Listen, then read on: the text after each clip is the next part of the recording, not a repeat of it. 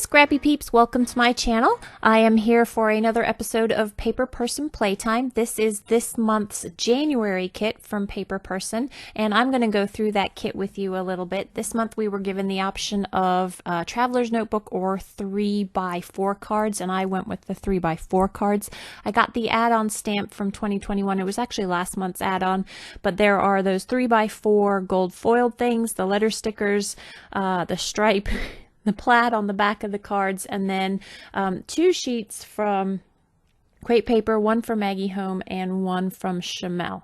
So I have used my foil quill, which I am all about lately. This is my new fad, using a blue foil and that sketch design to create a frame, which originally I thought was going to frame the photo, but then I'm going to change my mind.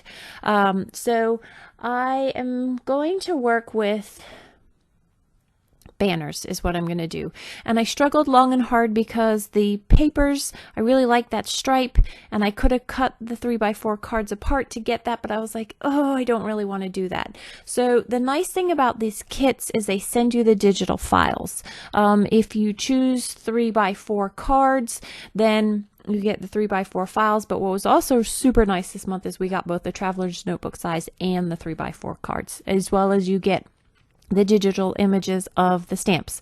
So I am going to do a ton of stamping for this layout, which is why this is a longer video than normal, because you have to place each stamp, clean each stamp, and yada yada yada. So I have my stamp positioner thingy. That is the technical term for it. Yes. It is from Hampton, and it is probably something that was done away with when they had that whole lawsuit, but I have it, and I am not going to buy another one because it works just fine, and I honestly don't use it a lot because I just like to use my clear blocks. So what I'm going to do is I'm going to stamp 2 rows of this calendar. You really only end up seeing one, and I want to use complementary colors to the colors that are in this kit. So I'm using pink. It's actually got a shimmer to it, some brilliance.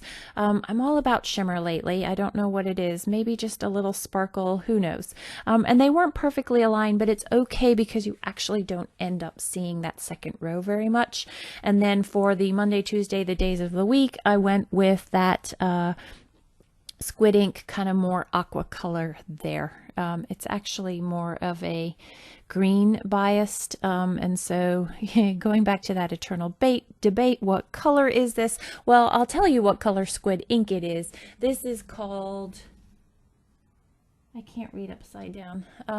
Okay, so I lied. I'm not going to tell you what color it is. But yeah, that color. And so that is going to be one of the rows down at the bottom. So this is called Mermaid Eyes. So we'll just go with the color Mermaid Eyes.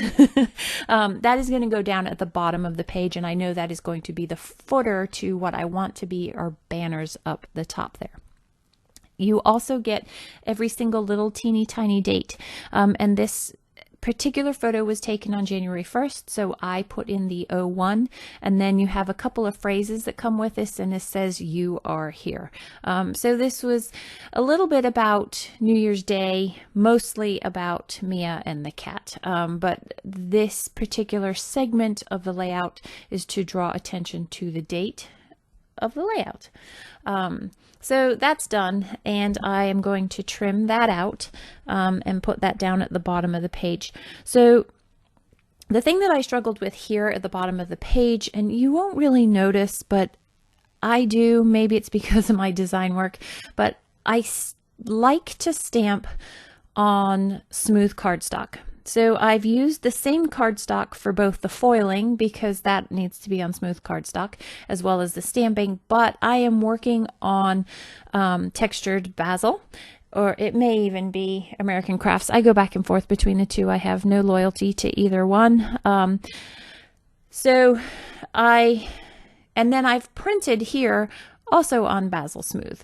And so they don't quite match, and you can see the texture differences. It's not huge, but the shades of white are slightly off, but I'm going to have to learn to let that go.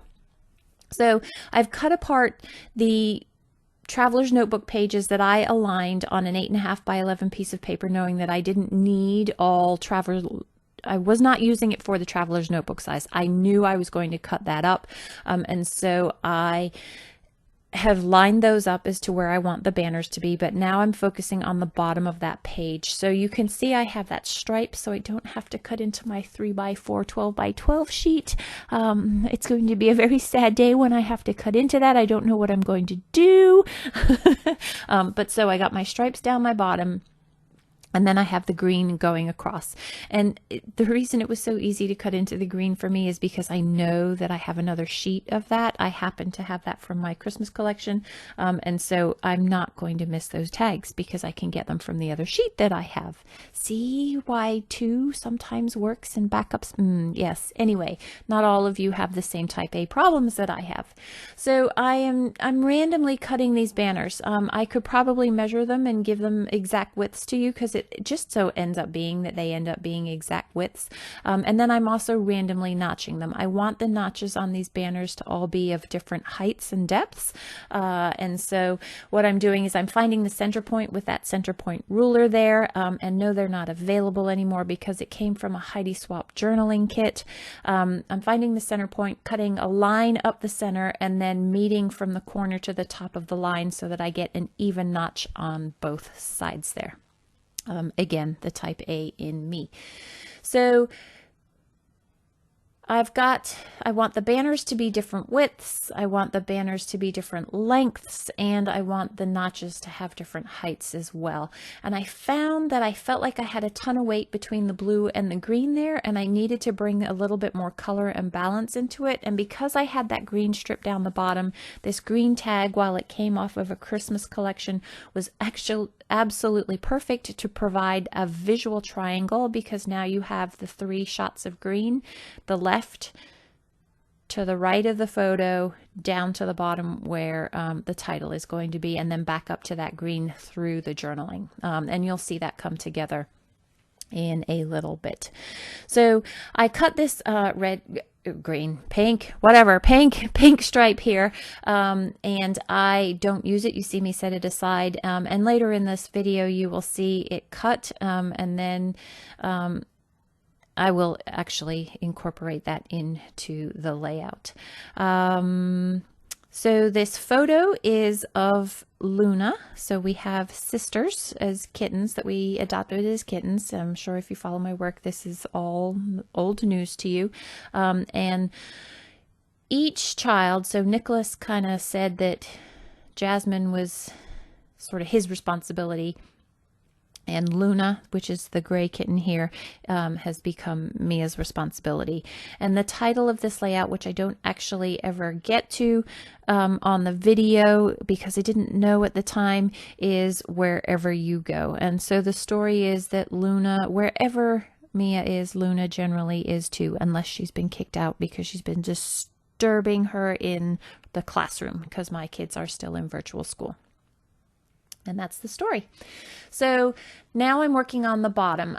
You saw that I fussy cut that flower off of the 3x4 card, and the flowers are falling sideways. I know that, and I don't intend to use them that way, but I'm going to piece them there just as placeholders until I figure out exactly how I'm going to make those work.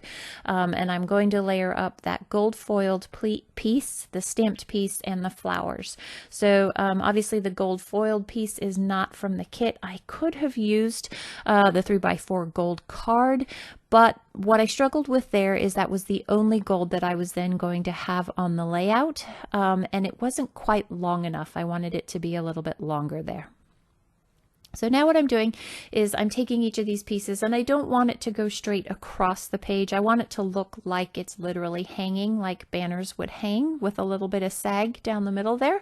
And so they're all straight edged. They're not rounded by any means, but they're aligned in such a way that they look like the outer points are on the same level and the inner point is down lower, which was the intended effect of what I was doing here. And so you see that pink piece that I hadn't actually originally incorporated into the layout, but I felt like it broke up that really, really thick line of blue there. And while I really liked that blue because it brought more color, especially color from the color palette in that stripe, I felt like it needed to be softened a little bit, and I was able to do that with this pink here. And then, of course, that tag, the green tag as well, not only gives me my visual triangle, but it also helps break that up. So I was pleased with the way that went. So I'm going to tack these down, and then I'm going to go to my sewing machine. And so you can see, you know, at Murphy's Law, they never look the way that you want them to, that you first lay them down, but you know, whatever. And now I'm pulling the back thread through to the front, so that it also adds to that sort of celebratory hanging feel, that first day of a new year, yay feel. And then the bottom thread where I sewed through the footer, I actually want those on the back. I don't want those hanging loose because it would have been too much movement to the page and almost distracting from the ones that I've got up top there. So ignore that peachy pink tag. I went off on a long tangent. It was one of the tags from the Hey Santa crepe paper collection, and it had a swan in it, and I cut it out and I backed it, but I don't end up using it. And so for the sake of length of this video, I deleted that. But yes, I did do that as part of my process. And I try not to eliminate too much of my process so you can see my process thinking, but because of the length of this video, I couldn't keep it in there because I don't want to lose your attention, especially when it's not something that becomes relevant to the layout. So I feel like I need a little bit of pink on that left hand side of the layout, the hot pink. And so I go and get my baker's twine, and I'm going to use that hot pink through the center of this tag. And again, it just adds to another textured element on the page, as well as some movement on the page. I'm going to use one of my thinner Gina K double-sided tapes here just at the top because I feel like it holds that bow. I think it's so tempting when, especially younger kids, which I don't have, but when they were younger, they'd go through the page, and what they like about the textures, they want to touch it and pull it. And if you pull on the string, then you're going to undo that. But with that tape there, it's much harder to undo it. So that ends up really being the bulk of the layout. I'm just going to add a couple of finishing touches here, and I zip through the fussy cutting because who needs to watch that. And I'm going to end up putting in 2 more flowers, one right there, and then I'm going to put another one to the left of that tag on the left hand side. And then one of the other things that I'm going to do off camera is I'm going to use, and these are not from the kit, which is part of why I didn't think to do it while it was on camera, but when I looked at it, that rose at the top right, and even the part on the left, they looked a little sparse to me. And so I went in with some epoxy dots as well as hearts from various, some of this is, I want to say those are, what are those hearts? I think they're Bella Boulevard, puffy hearts. So I'm going to go with some of those and add sprinkles of color throughout, and you'll see it looks a whole lot better with that in there.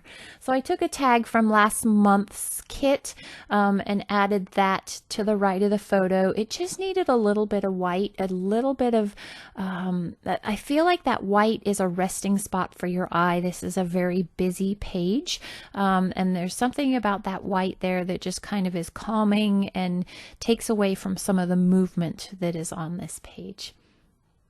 So these are the 2021 stamps.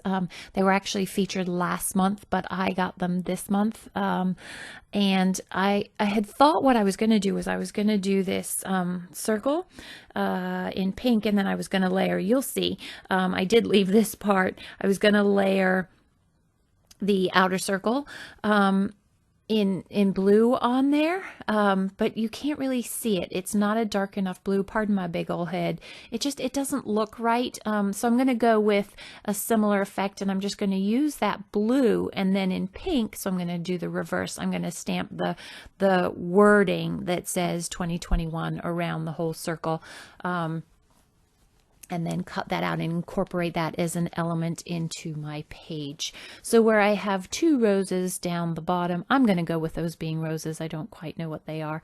I have a rose and this circular element that will be to the left of the tag. And again, another visual triangle, and it actually goes with all of the green visual triangle. It moves in the same triangle as that green triangle.